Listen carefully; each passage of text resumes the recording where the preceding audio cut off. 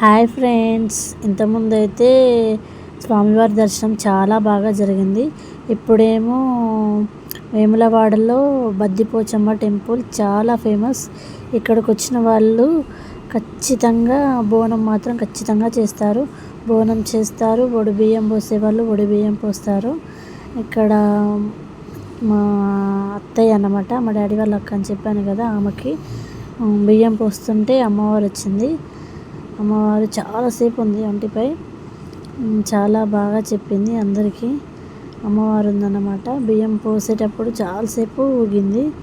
మేము అందరం బాగానే ఉన్నాం. ఇక చాలా ఒక్కొక్కరం బియ్యం పోసాం. అలా చెల్లె పెద్దక్కనైతే బోనం చేస్తా అని మొక్కుకున్నారు.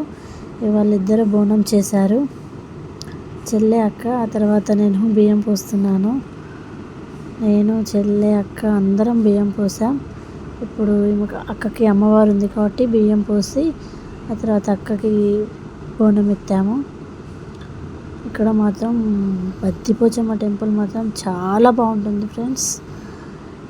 అందరం ఇట్లా బోనం ఎత్తుకుని వచ్చేటప్పుడు ముందు వాటర్ పోసి మొక్కాలన్నమాట. ఇక బోనం ఎత్తుకొని వెళ్తున్నాం ఫ్రెండ్స్.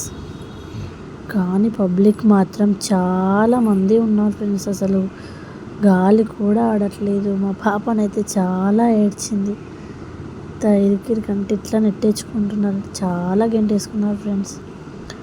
ఇక బోనం అయితే పెట్టేస్తాం. ఇంటికి వచ్చేసి చాలా లేట్ అయింది.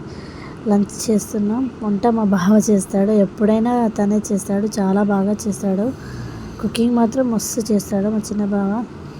మేము అందరం కూరగాయలు కట్ చేసి ఇస్తుంటే బాగా చేశాడు. ఇక వంట రెడీ అయింది. ఇక అందరం తింటున్నాం ఫ్రెండ్స్. ఇక అంతే friends. Bye friends, please do watch my